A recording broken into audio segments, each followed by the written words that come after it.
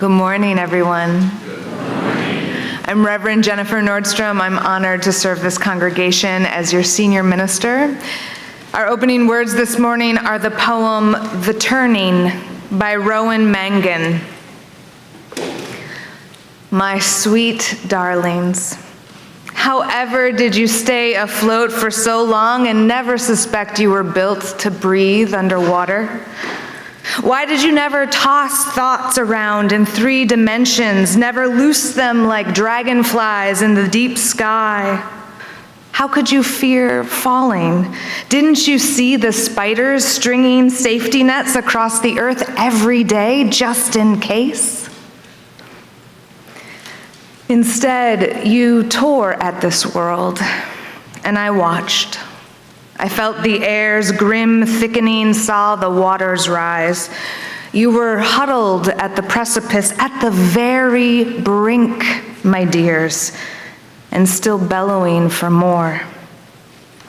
What crucial inspiration turned you at last? I'll never know what broke over you and with what calamity, clamor, or grace.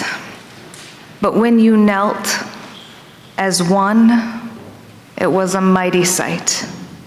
You placed your hunger on the ground and left it to lie among the gadgetry of old logics, beside the corpses of cruelty and greed. You were exquisite to me then, long-legged and bright-eyed, built of gravel and stardust. Oh, my sweet, funny loves, my unfurling galaxy, my pebble scatter of promises. And so we came to the great age of unbuilding where everyone's name is stillness. Here, day gathers you into the deep magic of play. Here, night powders you with the ancient magic of rest. It's a time of dragonflies. So be soft in your hearts, dear hearts, for we are all cast, shining and short-lived into the sky. Allow your face to take the shape of wonder when your children ask again to hear the tale of the time you almost broke the world.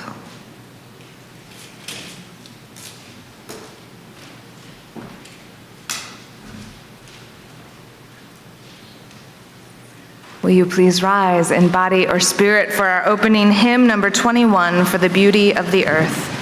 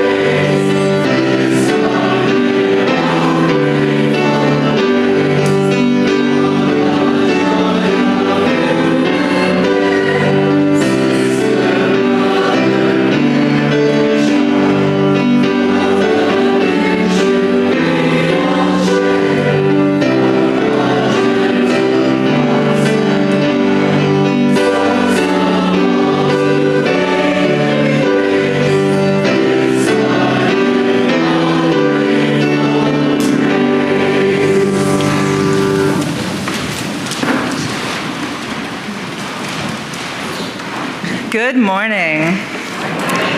I'm the Reverend Kimberly Tomchek Carlson, and it is my honor to serve as your Minister of Religious Education.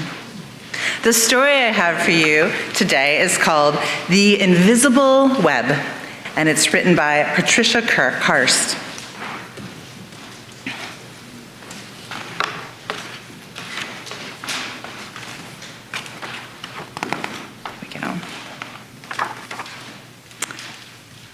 The very best news ever has begun to spread all over the world, one heart at a time. Shout it out from the mountaintops. Every single one of us is connected to those we love by invisible strings. That means Giovanni and her daddy are always together, even though he moved to a new house. Omar can feel the tugs of love from his parents, even though he is living far away at school. Mr. Chang still feels Mrs. Chang close by, even though she died such a very long time ago. And you, at this moment, may feel a string of someone close to you, even though they aren't there. You can still feel it. It's still real. Our strings reach to everyone we know. They travel far and wide to families and friends and classmates and coaches, to bus drivers, babysitters, neighbors, pets, aunts, uncles, grandparents, grandchildren, and countless other people. And all of those people, they have their hundreds of strings. Soaring high over the rocky peaks and across the seven seas, deep into jungles and valleys, and winding through the busiest of cities, all these strings crisscross one another and create a nest that covers the planet, interlacing us together, cradling us forever, the invisible web. The web has no borders, and it wraps every continent. Within it live butterflies and flowers and starfish and seahorses, lions and ants, rivers and snowstorms, and all human beings. Giovanni, Omar, Mr. Chang, and of course, you and me too. Some say it even reaches to our ancestors and those that we cherish in the beyond. One tug on a string sends love to every one of us, woven together in this divine tapestry. And that means just one good deed travels across the entire web, because everything is linked. But sometimes folks forget. When they can't feel their strings, they forget about our invisible web. And that's when the string gets all tangled up. Like when lonely Luisa is not invited to sit with anyone at school during lunchtime. Or when sad Stefano wishes his friend Marcos just wasn't so bossy when they were playing.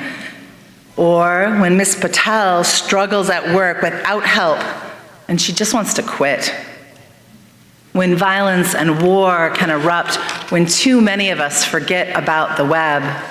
When the strings are ignored, they become weak and they are beginning to unravel. The more people care for the web, though, the stronger it remains. The web feels like every caring parent since the beginning of time, holding and protecting each of us in millions of gentle arms. What could be stronger than all those arms holding us close? So many supportive hands can find a way to untangle strings so that love can flow again. But it's up to every one of us to spread the word, and our time is now.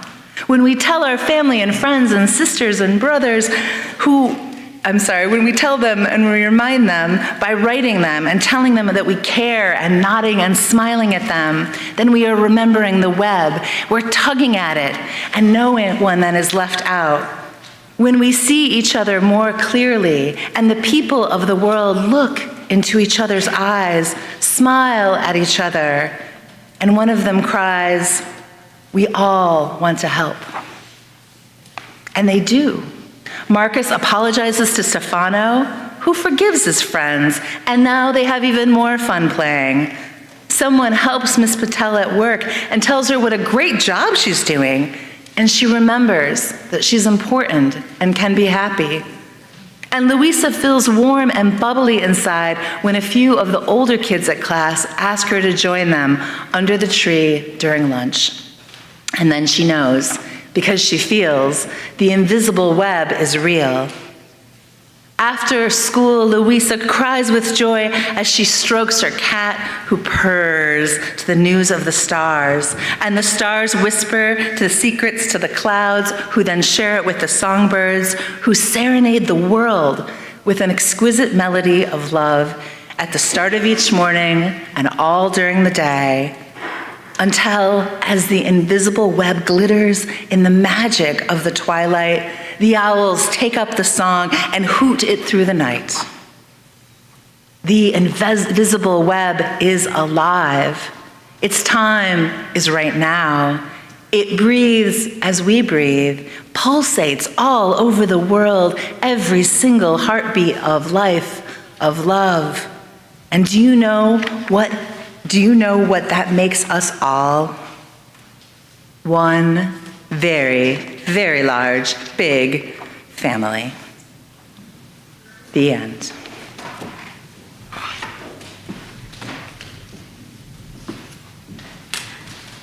I'd like to invite you into a time of contemplation now, which will be followed by silence, followed by the seated singing of hymn 123, Spirit of Life.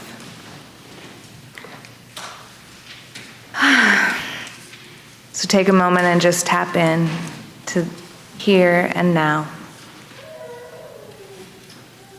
Maybe your breath can help with that. Or maybe your feet can feel the ground beneath them. Or maybe your skin can feel the air all around you.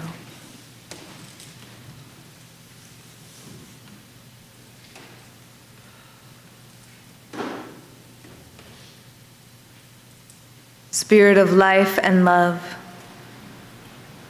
Holy One of our being and our becoming, that which is sacred within, among, and beyond us. May we each feel those invisible strings connecting us. May we tap into the invisible web that stretches the whole world over, braiding us together with all beings, with all life, with all that is.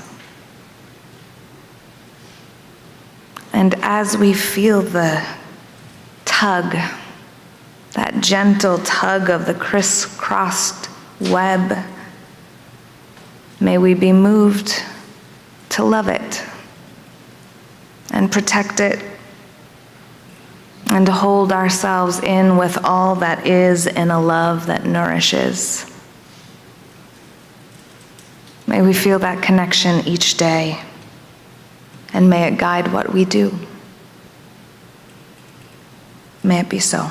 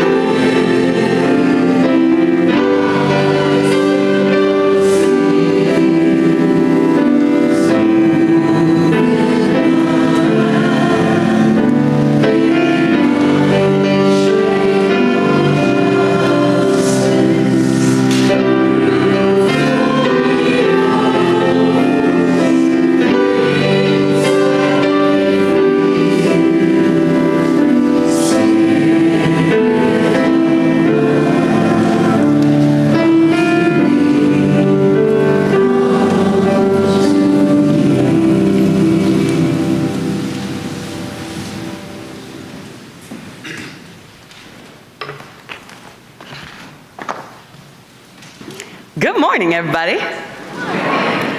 Welcome to the First Unitarian Society of Milwaukee. I'm Desiree Pointer-Mace, and I'm truly pleased to be your worship associate today. We welcome people of all genders, sexualities, ages, races, ethnicities, histories, and bodies. We welcome your mind, your heart, and your spirit. We welcome all that you're carrying with you today and all your heart longs to set down. We welcome all the people watching online as we live stream this service. Buenos dias, online people. We especially welcome guests joining us today. If you are a visiting guest, we ask you to fill out a welcome card located in the pew rack in front of you and drop it in the offering plates that will come around in a few minutes. Please join us for social hour after the service across the hall in the Leanhouse Common Room. Some accessibility notes: you can find hearing assist devices and large print hymnals and orders of service at the back of the sanctuary, as well as worship activity bags for children and anyone who wants them. There's a fragrance-free area at the front right pews. If you're watching online, you can enable YouTube's closed captioning service on your viewing device. Once again, you'll have the opportunity at coffee hour to write Get Out the Vote postcards defending democracy and earth justice. If you can't participate, you can contribute to help purchase stamps. The First Unitarian Society of Milwaukee has a long partnership with the family of Dontre Hamilton, who is celebrating their annual Dontre Day next Sunday, April 28th, from 3 to 7 p.m., honoring Dontre's life and the family's work in the community. Tickets are available on Eventbrite. Contact Kenyatta Yamo for more information. First Church can live our value of building inclusive and supportive communities by supporting Food Drive for Kinship Community Food Center. Please bring non-perishables and hygiene items and place them in the bins in the common room. I welcome you to share in our First Church worship and purpose by inviting you to join me in a unison affirmation of our mission, which is printed in your order of service.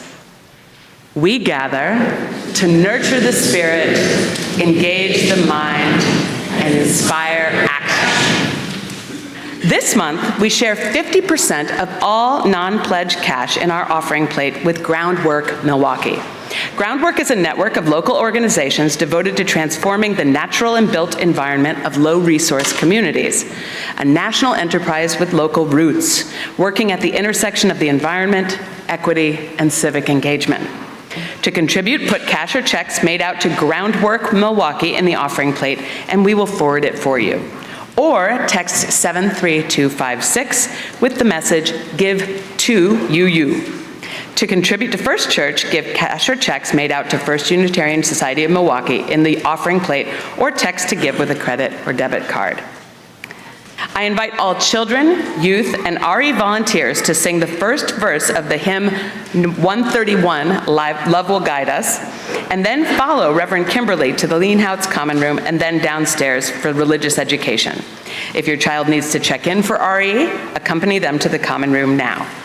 Please join us in the seated singing of hymn 131, Love Will Guide Us.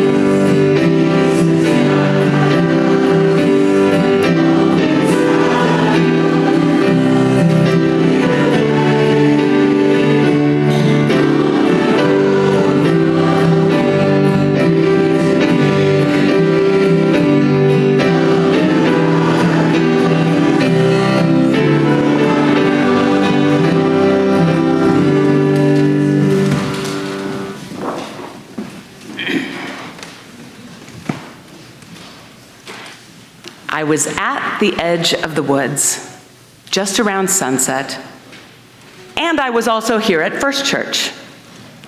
For years now, we've had the opportunity to take First Church with us through YouTube.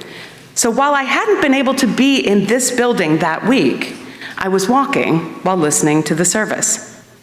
As usual, the service was beautiful and moving. That day, Reverend Jennifer was talking about a time in her life when she experienced a moment when her heart cracked open like a cardamom seed. Listening, I thought, how wonderful for Rev Jen. Moments like that sure are special.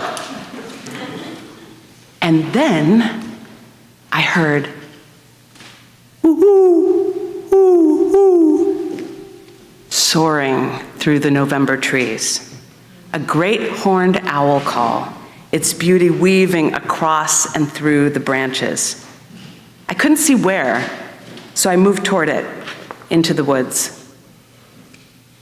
Woods are organic in all ways. Sound and light and earth forms don't conform to conventional geometries. It was hard to tell where the owl was, especially since its call only happened every once in a while. I grew uncertain that I'd find it, so I rested my back against my favorite tree in Seminary Woods, the largest and oldest in the woods, the mother tree. I breathed in and out. And then, ooh, ooh, ooh, I looked up. Directly above me, perched about 75 feet up, was the owl. I barely had time to whisper, "No way," when it silently dropped into the empty air below, banked left, and glided to a nearby dead tree, broken off about 30 feet up, nestling down into a cavity at the top. I thought, I bet that's where it's going to build a nest. And sure enough, fast forward several months, and every time I'd walk through the woods, I'd find other people there, quietly marveling at the mama owl, then catching glimpses of her babies, then watching the babies as they got larger. Now, you've met me. I'm pretty friendly, and I love people. It's not unusual for me to say hi to strangers when I pass them on the street, but standing in enraptured, joyful silence while watching an owl and her babies, gasping with another person in the middle of the woods as we watch the babies later take their first halting steps along a branch and clumsily practice gliding, then later see them all four alongside their mama perched back in the top of the mother tree, and then not see them as they moved up and out into the world. I felt so joyfully grateful, so connected to all life, to the Potawatomi people who stewarded the land, to the single beech seed that grew little by little into the towering mother tree, to the countless people who have walked the trail by the tree, to the innumerable birds, squirrels, and other living things who have made the tree a home, to all of us carrying messages from this community in our ears and hearts far beyond these walls, to the sun drying the leaves in fall and unfurling new growth in spring, to the countless generations of great horned owls soaring on the wind, blowing through it all, here, there, everywhere. Seeds, eggshells, hearts, they crack open every day in cycles of change, growth, and renewal. When we're lucky enough to experience moments like that with others, here, in the woods, or anywhere, it's a gift. One that smells like old growth, like an owlet feather, like a fresh cardamom seed.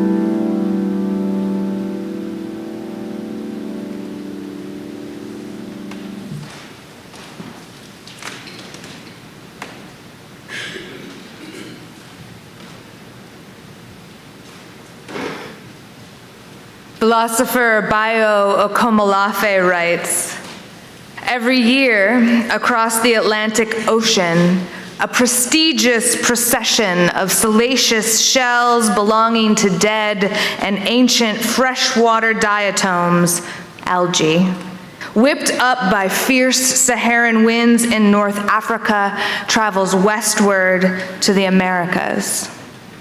This ghostly river of dust, which is visible from space, curls around the planet like a brown sequined pashmina shawl stretched across a glowing blue orb, eventually depositing its nutrient-rich contents in the hungry Amazon rainforest."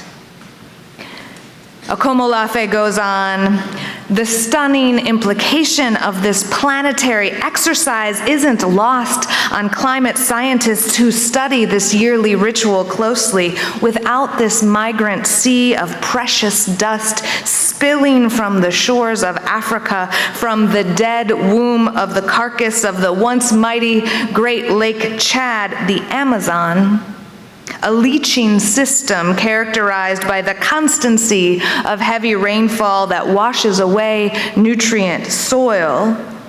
Without this river of dust, the Amazon cannot supply the planet with oxygen.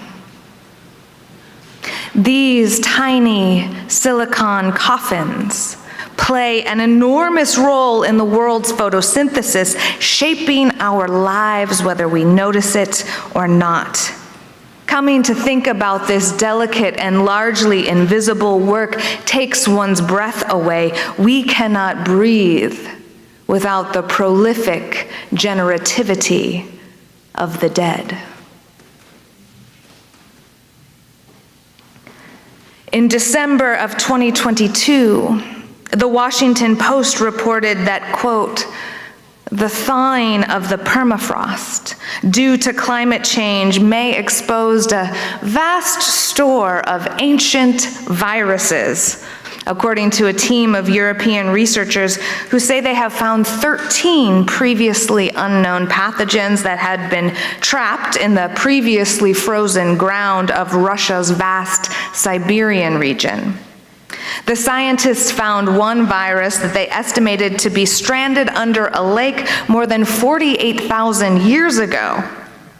They said, highlighting a potential new danger from a warming planet, what they called ancient zombie viruses. This world is more vast and fundamentally interconnected than we often imagine. Every ecosystem, every human system, every species, from the dust of the dead swirling across the Atlantic to fertilize the trees that help us all breathe, to the ancient zombie viruses buried deep in the Siberian permafrost, we are one system, one living, breathing being of beings. As much as the quarks moving inside of my body are interconnected in one being I cannot imagine they understand, we are all cells of this living earth.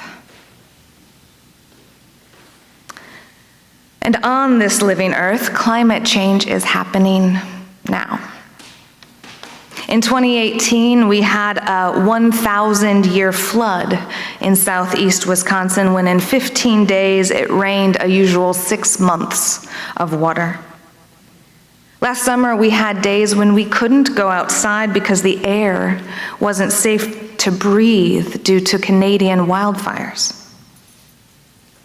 Climate.gov reports that, quote, according to the National Oceanic and Atmospheric Administration's 2023 climate report, the combined land and ocean temperature has increased at an average rate of 0.11 Fahrenheit per decade since 1850, or about 2 degrees Fahrenheit in total. But the rate of warming since 1982 is more than 3 times as fast as that, or 0.36 degrees Fahrenheit per decade. Climate change. It's emotional. It's terrifying. It's grief-inducing. And it feels really, really big and maybe even overwhelming. A 2020 poll by the American Psychiatry Association found that 67% of Americans are somewhat or extremely anxious about climate change. And 55% are somewhat or extremely anxious about how climate change is impacting their mental health. Understandably, those numbers increase in the younger generations. 83% of Gen Z is worried about climate, and 75% said it was affecting their mental health. Climate change is a problem that perfectly challenges our current social and political structures. The devastating consequences of it are long-term and in the future, while the benefits of ignoring it are immediate. Even more, addressing it requires unprecedented human cooperation at every level, from local to global. In logic terms, it's what's called the prisoner's dilemma. In political science terms, it's called the tragedy of the commons. Sometimes knowing this makes me feel frustration verging on despair. But the other side of the exact same coin of knowing calls me back to my spiritual center. That's because the current dominant worldview is so stunningly incapable of addressing this problem. The problem requires us as humanity to change our worldview, to evolve to seeing and knowing our interdependence with one another and all of life, and then acting on that knowing. That's what it will take for us to survive.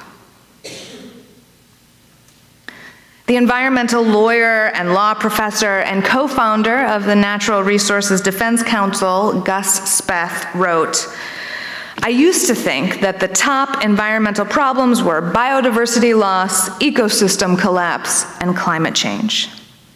I thought that with 30 years of good science, we could address those problems. But I was wrong. The top environmental problems are selfishness, greed, and apathy.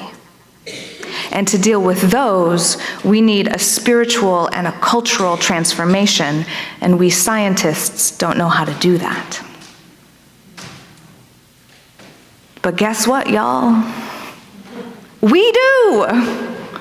That is literally what we are here in spiritual community for. That is our work, and it is our practice. Preventing more climate change, saving what we can still save, these are spiritual problems. They are not technical problems. In fact, we have the technology right now, today, to transform the energy economy to one that is completely carbon-free. 2 years ago, Rebecca Solnit summarized the Carbon Tracker's report on solar and wind energy thusly: "In sum, current technology could produce 100 times as much electricity from solar and wind as current global demand. Prices on solar continued to drop rapidly and dramatically, and the land required to produce all of this energy would take less than what is currently given to fossil fuels." We already have what we need. We already have what we need to do this thing, both technically and economically. What we need now is the political and therefore the spiritual will to do it.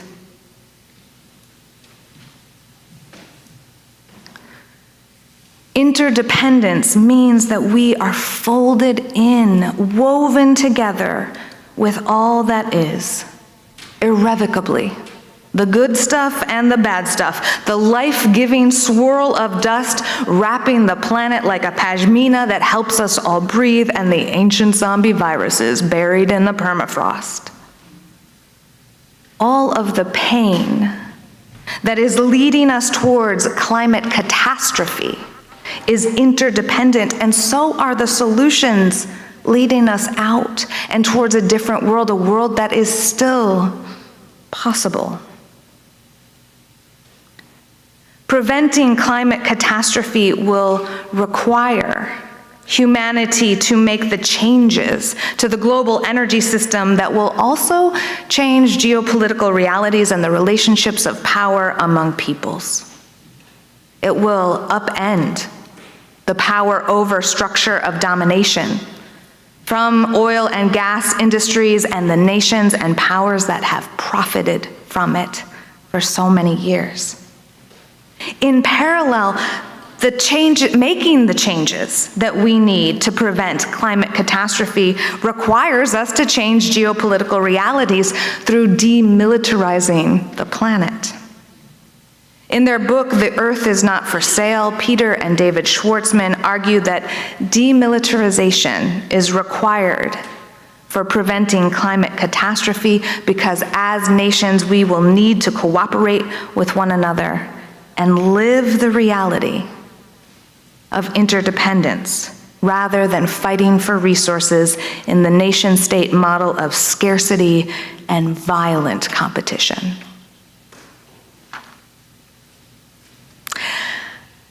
Now, geopolitical will and rearranging the geopolitical order feels just as big and overwhelming as climate change. Most of us don't have the influence to change the relationship among nation states, or even to draw down the United States military's astronomical levels of spending. But the real issues here, again, are greed and selfishness, apathy and fear. And that work is ours to do. Humanity is in a values struggle where we get to decide if we are in a nation versus nation, us versus them battle, or if we are all interconnected and have to work together in order to survive as one being of beings. The deep irony of all those propaganda movies and TV shows where the good guys battle the bad guys in an epic showdown of survival is that the real epic showdown of survival is choosing, understanding, interdependence, realizing that there actually is no us and them. There is only all of us. Truly, we must understand that we are all Palestinians. We are all mothers in the Sudan. We are all immigrants and refugees. We are all trans women of color. We are all endangered species, buffalo, sea lion, human. As big as these issues feel, our work on them is right here at home. It begins in our own bodies, settling our nervous systems and returning again and returning again and returning again to the center of our spiritual values. The fight against fear and apathy, selfishness and greed, that fight starts within. It's a spiritual struggle, and it requires us to return to compassion rather than greed, to community rather than selfishness, to solidarity rather than apathy, and to connection rather than fear. In this spiritual community, we practice returning to those values together. We practice resisting the temptations of selfishness and greed. We call ourselves and each other back when we dabble in fear and apathy, reminding one another that, yes, we do care. Yes, it does matter. Now is not the time to be afraid.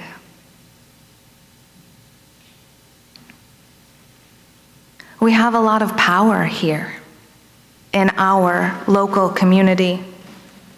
There are so many community leaders just in this room. And we, as First Church, are part of an organized bloc of religious progressives that work together to do things like end housing discrimination and protect our trans kin and to fund our schools and to fight white Christian nationalism by arguing instead that we all belong. We live together in the largest and most racially diverse city in a swing state. And what we do here matters. Our lives and our home is woven in with the struggle for democracy, and being part of a coalition of people whose faith narrative is that we all belong, whose worldview insists that the inherent worth and dignity and therefore equal voice and vote of every human being. That narrative, that faith statement is crucial in this moment when we are pushing back against the threat of fascism. Our universalist religious heritage has claimed for centuries that everyone belongs and is beloved, and that no one and nothing exists outside the sacred circle. Right now, we're at a crucial moment for this climate and this planet when humanity needs to reorient itself to that understanding.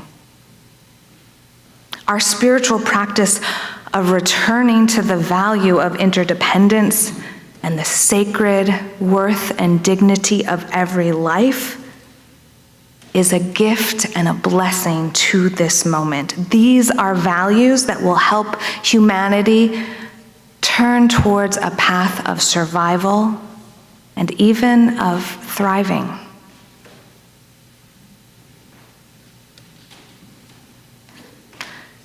In December of 2022, after decades of environmental justice leadership and campaigning, Los Angeles voted to end new oil and gas drilling in LA and to phase out existing oil drilling. Existing oil wells in LA are disproportionately located in Black and Latinx communities.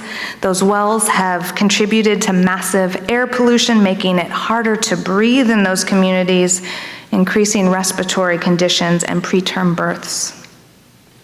Black and Latinx communities living near oil wells in South A and Wilmington organized. They led the fight to ban new drilling and shut down current wells from the position of their sacred humanity. And they worked together, understanding the interdependence of all of the people in LA. They worked to build cross-racial solidarity and relationships among people who cared about their children, among people who cared about other people's children, and were willing to work together to make change.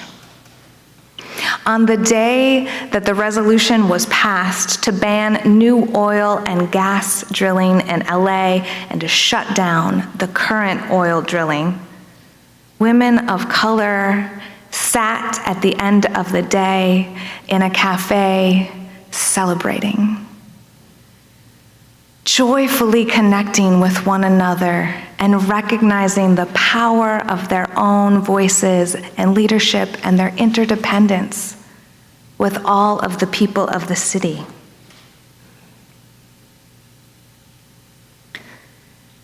It takes just 3.5% of a population to resist for a movement to succeed. Over the last 100 years, according to researcher Erica Chenoweth, every single movement in the world that has gotten 3.5% of the population mobilized has won. 3.5% of this congregation is 23 people.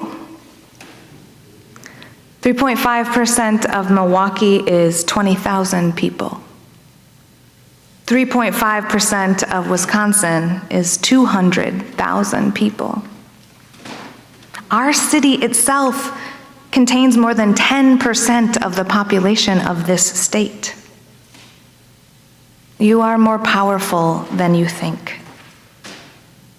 You live in the largest, most racially diverse city in a swing state, in an election year when we are battling for our values and for democracy itself. And you are also embedded in a community of practice that returns you and all of us again to the values that will save us: interdependence, compassion, connection, generosity. Today in coffee hour, the Earth Justice Ministry will be writing postcards to environmental voters, reminding them that voting matters to the things they care about. I invite you to take a moment and write a postcard to someone. Ground in your values of truth. Share your values of interdependence. Commit to the work of democracy. Our drop, our little drop in the ocean of the world matters because all of our lives are interwoven with all of being, good and bad, just as that African dust pashmina winds its way to watering the ground of the Amazon. Our little piece here waters democracy and climate. It's one of the butterflies beating its wings and making a storm. So keep the faith. Remember your power and our abundance and our invisible string that connects us to all of life. Together, may we be part of the crucial inspiration that turns us towards the path of survival, the path of finally kneeling as one, a pebble scatter of promises, of thriving for all beings. May it be so.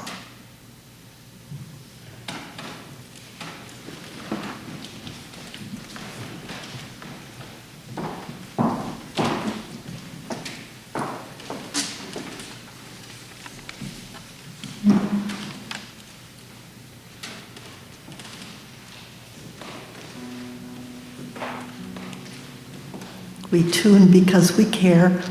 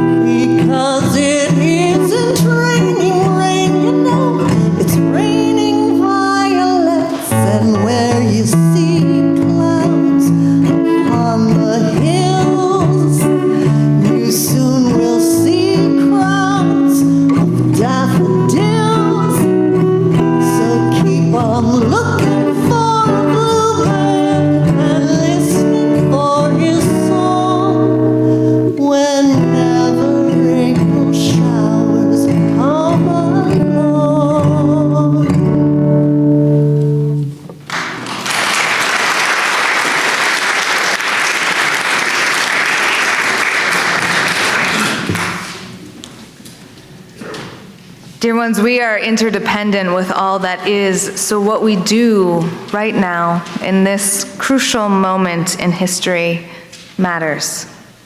May we be a part of the great turning towards another world that is still possible.